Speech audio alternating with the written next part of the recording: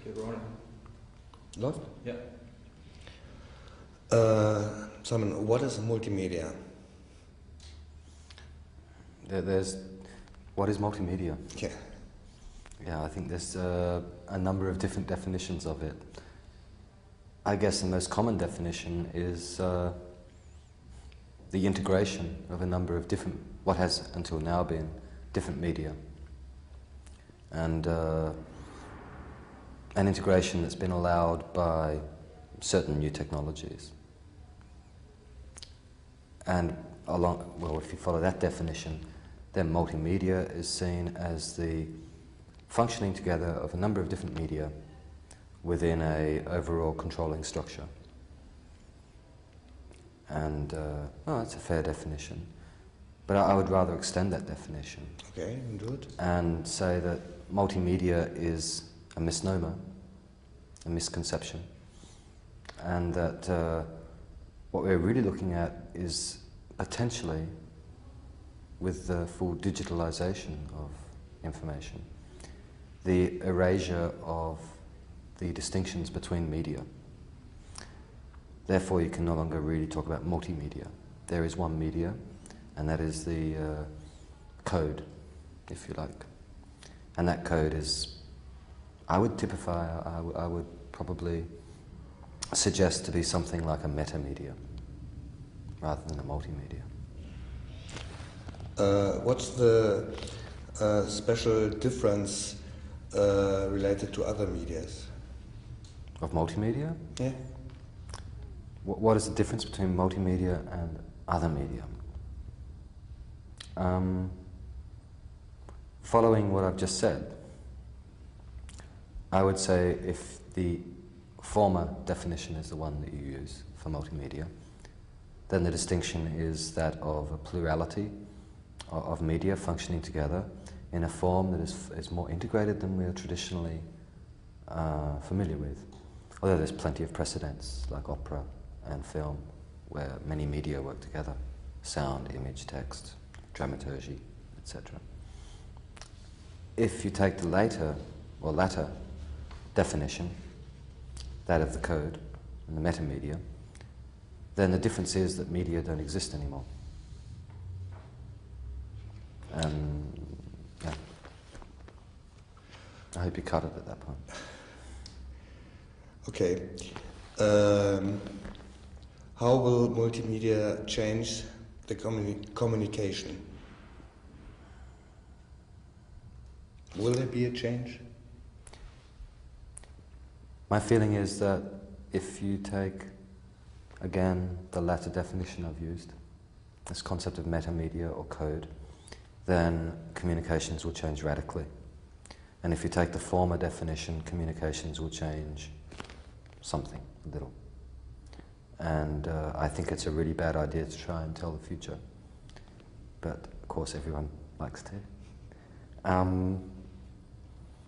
I would like to think that with the emergence of a metamedium,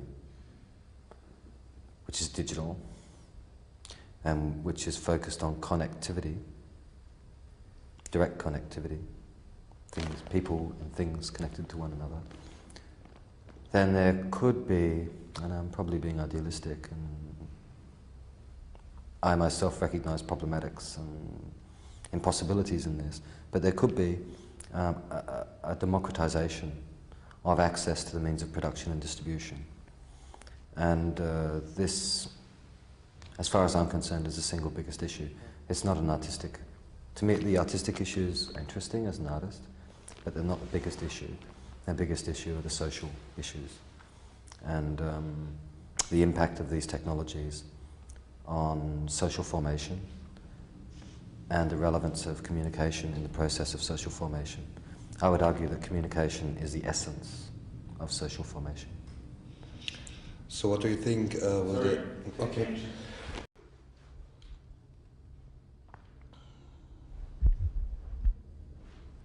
Okay, Kamera läuft wieder.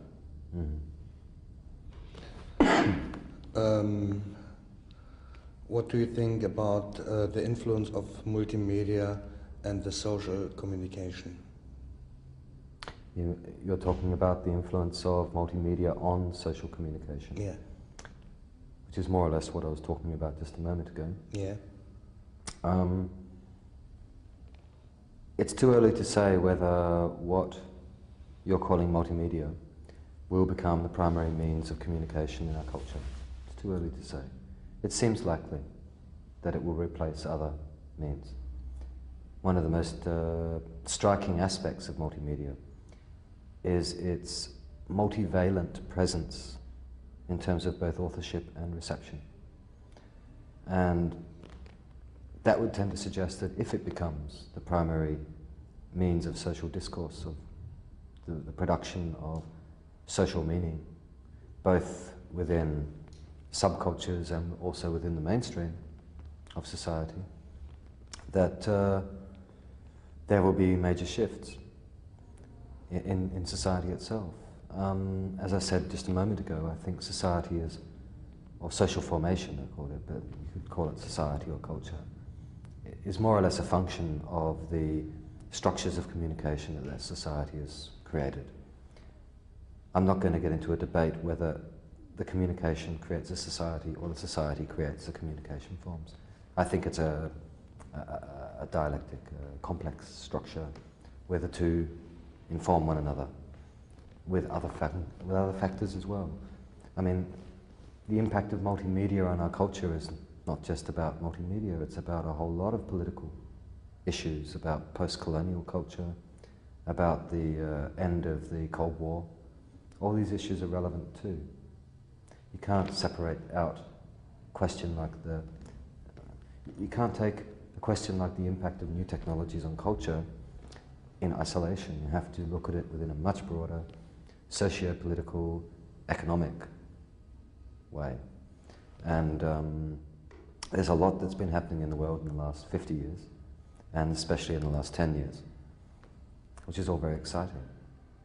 And technology is only one element in that process.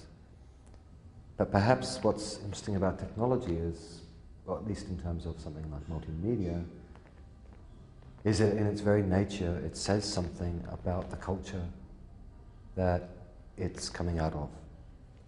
It is in itself an expression of a social formation. And so you can look at that and more or less understand what's behind it, which is the culture. And it does seem to be a rather fundamental social dynamic, this idea of fragmentation, the idea that different cultures can exist in parallel and connect, that there is a possibility for a pluralistic situation of communication and a pluralistic notion of the origin of meaning and therefore of the origin of power in our culture. And of course, as I mentioned before, communications is at the center of that. It is said that our thinking and perception is linear. Multimedia is non-linear. Do you think our thinking and perception will change too? In a long period, not from today to tomorrow. Can I appropriate your question? Pardon? Can I appropriate your question? Yeah. I do not believe that thinking is linear. The whole concept of linearity doesn't exist. I think thinking has nothing to do with time. I think identity has very little to do with time. It has a lot to do with memory, but memory is not time. Memory is random access. Memory is associative, it's poetic. And the formation of the self is a function of that. And so is the formation of meaning. And so for me, and this is a very personal statement as an artist, this is one of the things that attracts me to interactive media. That you have a potential for association, poetic, that is more like how the brain works. So I would argue that forms like the film, the cinema, theatre, especially television and video art, are not naturally human means of thinking. The novel is slightly more natural because you can jump around. You are in control as a reader. You're not forced into somebody else's conception of time. And I was thinking about this the other day, and I think you heard me thinking about it. And I said something like that what's one of the nice things about the really new technologies is that they bring us back to the most natural state of human thought, which is nothing to do with the conventions we've been used to for the last 100 years or longer. And that the more non-linear, the more random access, the more associative. Because I really don't like these words, non-linear, random access, because they're specific to a technology. Whereas a word like associative or poetic, that's much more general. I think that these new technologies allow that to function not only in the character of the work, but in the formation of the work, and also in the reading of the work, which is really critical. So in a sense, I feel we're getting back to a notion of a very close relationship between the artwork, the process of art production, the process of reading, all as an integral social thing. And in the same way that, say, storytelling was, or playing music around the fire, or something like that. I mean, that's some potential I see. Whether that's realized is another question. I'm sure that individual artists and events and institutions will promote that type of work. The really big question now is whether the media moguls will allow that to develop as a mainstream. And that, of course, is really an unknown. I think it's unlikely that they would. Okay. I have some questions concerning multimedia and art, and I would like you to give me only short answers, more than a statement. A sort of Lou Reed interview. A kind of statement. Yes, no, maybe. And then I make a cross on the... You can paint all over my face. Okay. Do you have criteria when a multimedia product becomes art? No. Do I have criteria when multimedia product becomes art? No, don't repeat the question. No, I don't want to repeat it. Let me just think it out.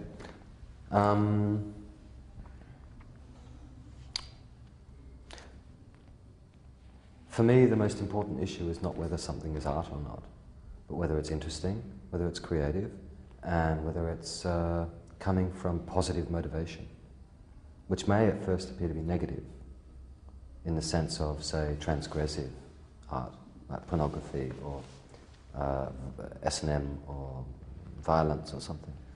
On the surface, these things can appear to be negative, but in the right hands, done the right way, they can be positive. Yeah, as I just said, I don't think the question is a distinction between art and not art. It's really a question of whether something is good, effective, creative, inspirational, and I guess for me the most important word, transcendental, in the sense of taking both its author and its reader beyond themselves, beyond what they've known. Okay. Do you think that the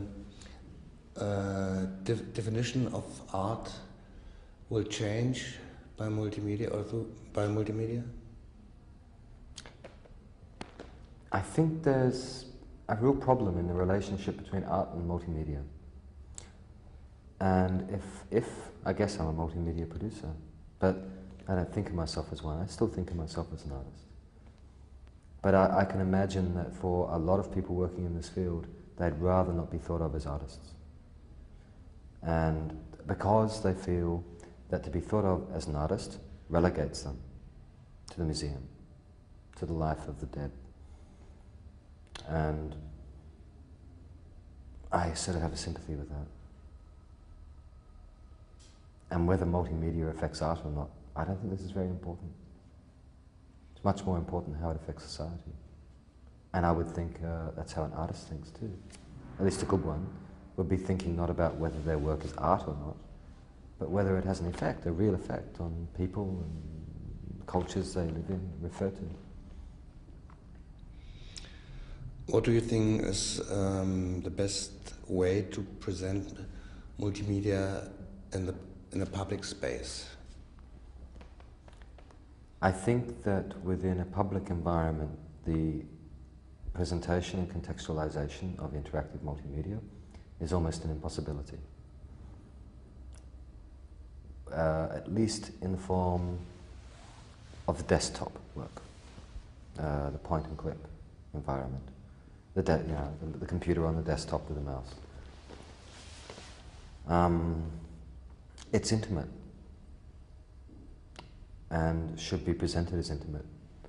I think it is possible for festivals and museums, galleries to present this work, but they have to recognize that it's only a limited dimension that the viewer is getting, and that the real place they should focus their attention in terms of showing work that is of the context that it's being shown in is environmental work rather than desktop work. Works where 8 people or 20 people or nth number of people can interact together with each other and with the work. Okay.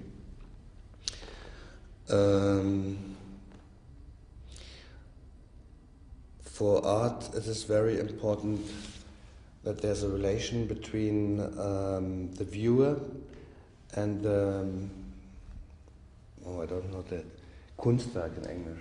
Author? No, the viewer and the Artwork? Artwork. The work of art. Yeah, between the relation between viewer and picture, for example, and viewer and stage. This I mean. If you use multimedia, you are not only a viewer, you are a user. Is that something like the end of art? Yeah, okay.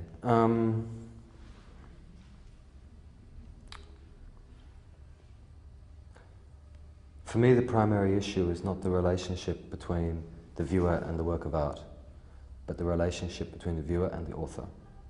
The work of art is just the medium. That's all it is. One of the beauties of interactivity and interactive systems is that they make explicit this relationship. The viewer becomes hyper-aware of themselves in relationship to the environment, to the work. They become aware enough that perhaps they come to regard themselves as the subject of the work. So their gaze is directed back on themselves. For the author, I think you do that, you would seek to do that, because you are the viewer too. You're the same person. And you're looking for ways to dissolve distinctions between you and them, artist, viewer, author, reader, black, white, us and them. Just to dissolve these boundaries, to look for new ways of being. This is what I meant before about transcendence.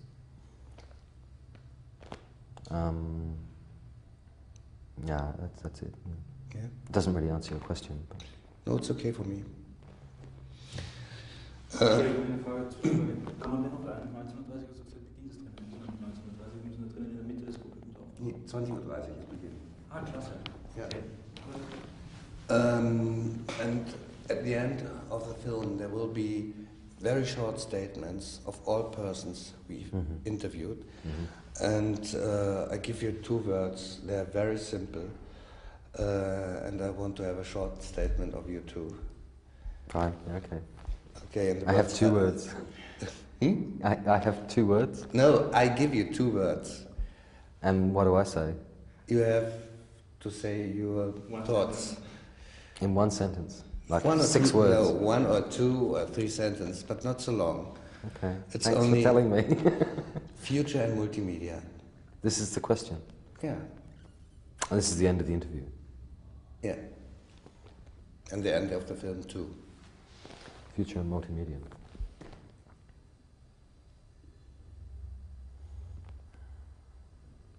That's okay. That's enough. No, go No, on. no. You can't write the future. That's all? Okay. Thank you. That's a real dud, I'm sorry. Rolling. Now it's gone out of my head. Leave it rolling, it's okay.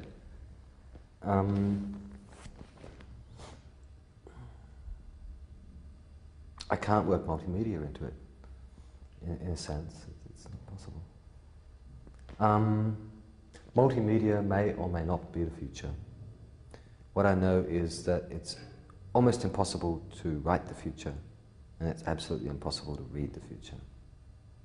Wow. That was great.